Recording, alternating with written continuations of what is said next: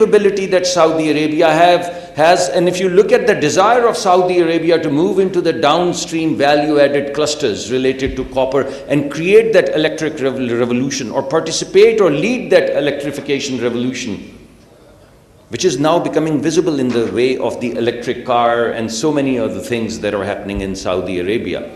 I think the supply chain, the value chain, the integrity, the security of that value chain, we can build together, both Pakistani companies and Saudi companies. We want to move downstream as well.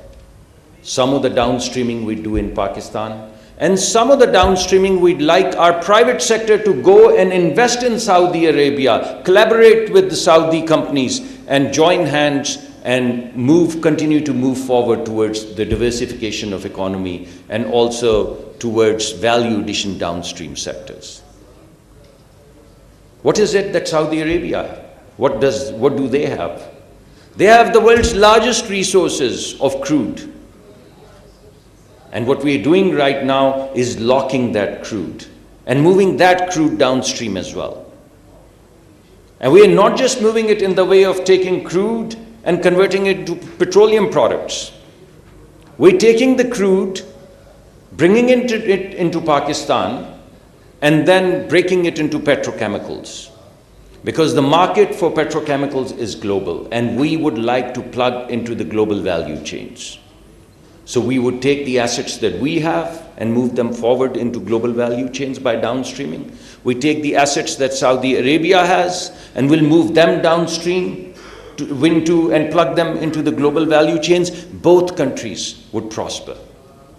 Obviously, Saudi being the bigger brother, the richer brother, would have to lead this charge. But we would like to be collaborators and partners in this journey of grand transition.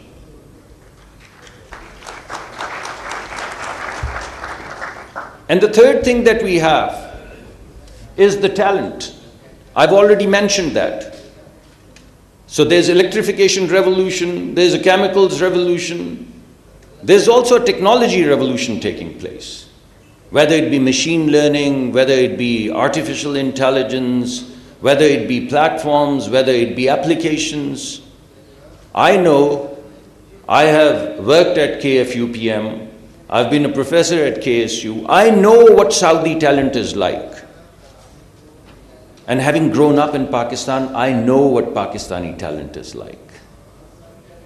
And if you put these two talents together and move them forward into this new vision of a society, I think we can tap into the global value chains and articulate our talent into that value chain in a big way.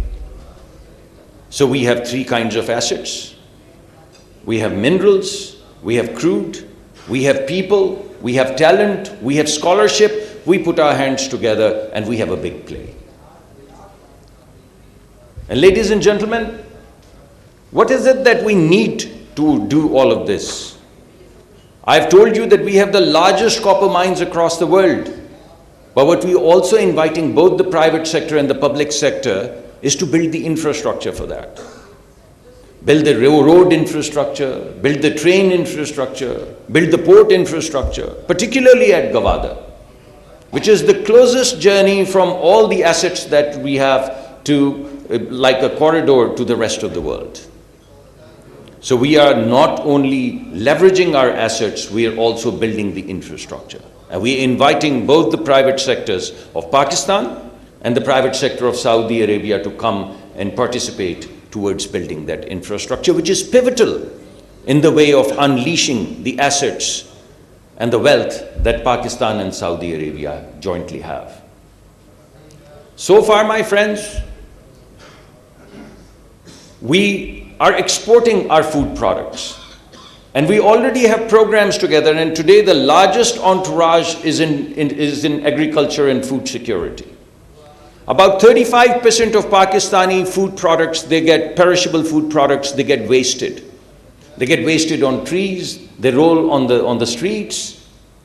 What we are now doing is, first of all, taking everything that we have and connecting it to the food security of the GCC. And not just the Saudi Arabia. Saudi Arabia has a grand plan of being the corridor, the food corridor, to the GCC and also to the rest of the world. And we would like to have a joint program, not just a project, a joint program where we can put our hands together, and the Pakistani agricultural assets that we have and the Saudi desire to be a global player and ensure the food security of the region as well as be a corridor to the rest of the world. We'd like to be partners in that, and that is why the biggest entourage today that we have on both sides is in food and agriculture in the private sector. So we'd like for you to take the opportunity today, get to know your partners, create relationships and move forward. And what we want is not just export, but what we want is your joint efforts and investments to move downstream towards value-added activities and create basically the plug into the food chain, into the fruit chain, into the juice chains, into the cheese chains, into the meat chains of the rest of the world. And today is your opportunity to get to know each other and forge a relationship.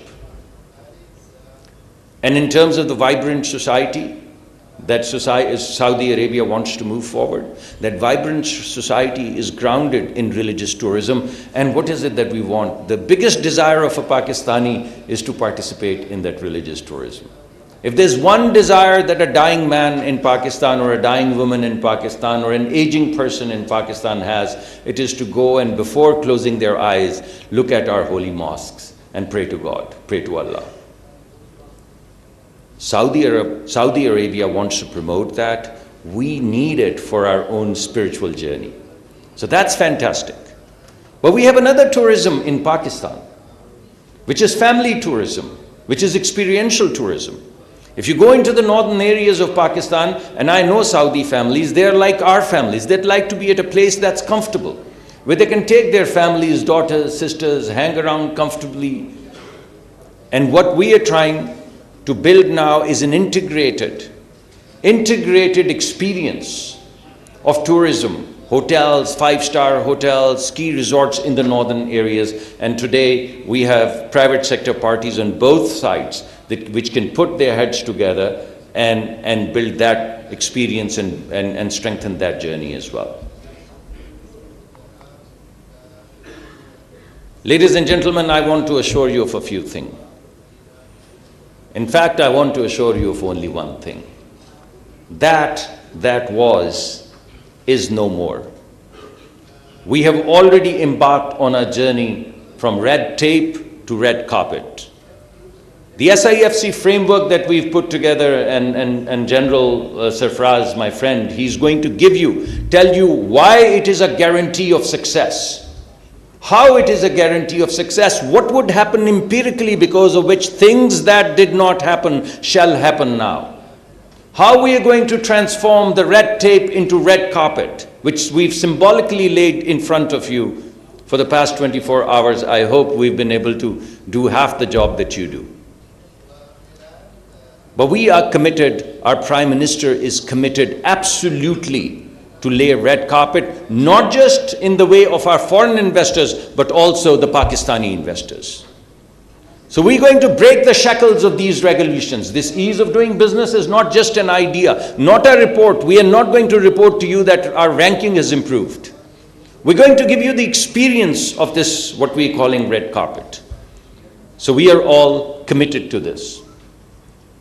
Ease of doing business and private sector first. Private sector first, private sector second, private sector third. That's the journey on which we are embarking. And we'd like to invite the private sector on both sides to join hands and move forward. We're going to create transparency. We're going to create level playing field. And all of these hogging of assets and trying to get, so to say, elite captures, those days are gone. It's going to be straightforward asset, straightforward competition, level playing field, whether you're rich or you're a young man or woman who's starry-eyed and has a great idea. The country is going to be, a red carpet is going to be laid out for you, and through fierce competition, we're going to move forward. So ladies and gentlemen, I thank you all. I just wanted to make sure that today, at least when you walk away with only one message. We're committed to the private sector. We're committed to our investors. We have a relationship of brotherhood, not friendship, with Saudi Arabia that we're going to move forward. And may Allah guide us and make us successful along this journey. Thank you very much.